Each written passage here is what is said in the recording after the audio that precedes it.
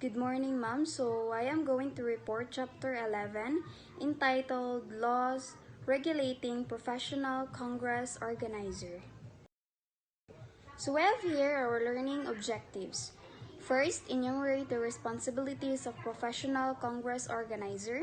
Second, identify the laws that govern the businesses of the Congress, conference, or event organizers.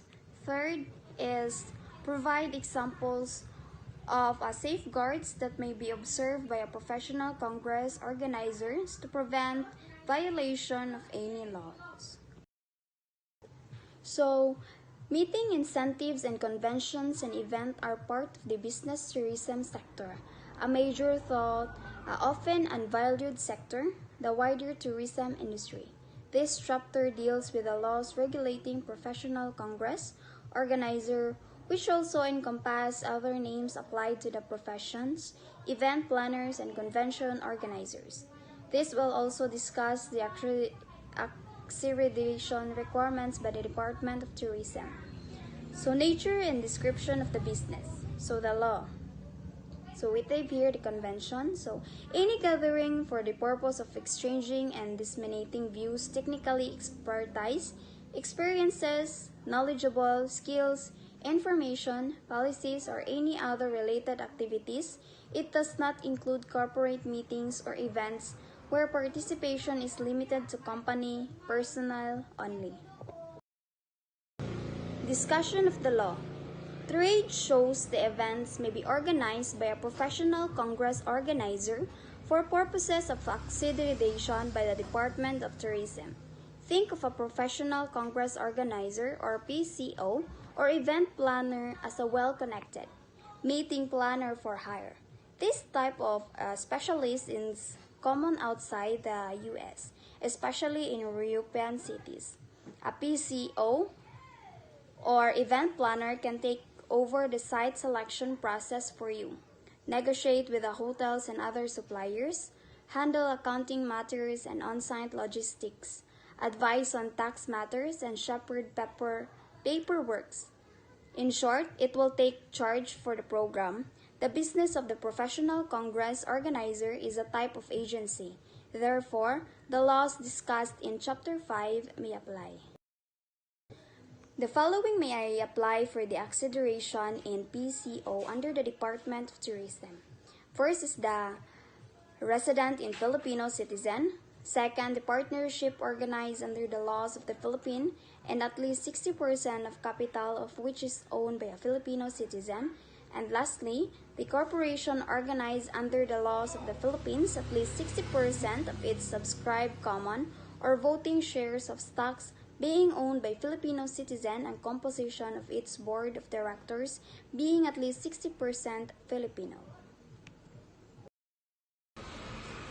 The next is the accreditation of the professional Congress organizers.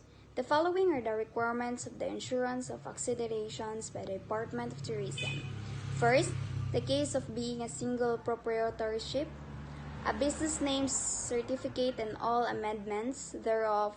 In the case of the partnership or corporation, a certified true copy of articles of partnership, incorporation, and its bylaws and amendments thereof.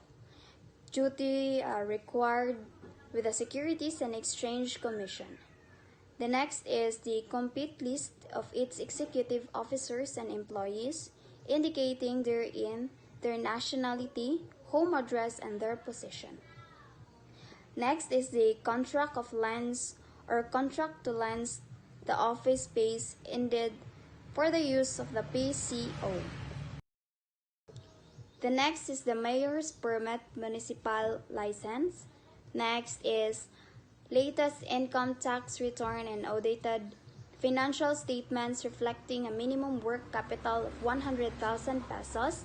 And lastly, such other documents that the department may require from time to time.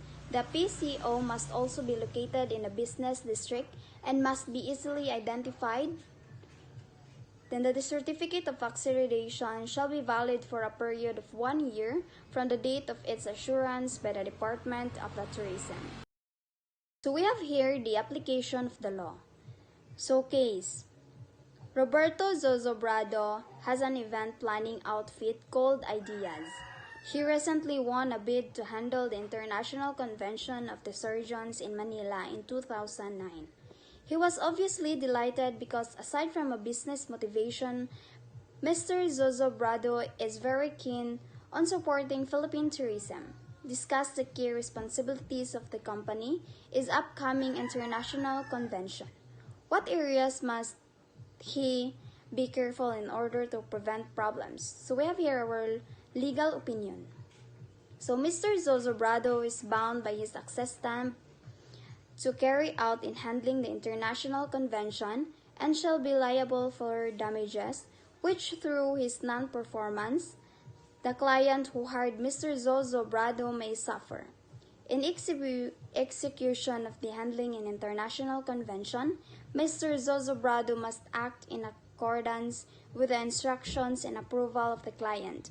All things being considered, Mr. Zozobrado must perform all a good father of a family would do, as required by the nature of his business.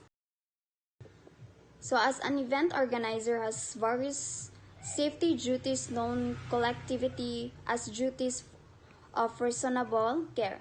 Planning any activity or special event is important since there is an element of risk present. There are to investigate all aspects of event including the safety and security and act accordingly. Next is to inform the informed participants of known risk, to plan for the safety and well-being of every participant, and lastly, to ensure the participants are not subjected to unreasonable risk or harm. Delegate, safety, and secure should always be considered when selecting a venue.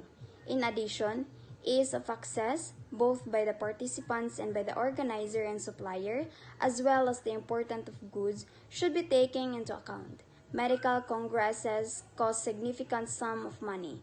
Proper fund management is important as any commercial operation to ensure the security of this fund for the regular audited tracking of allocated expenditure.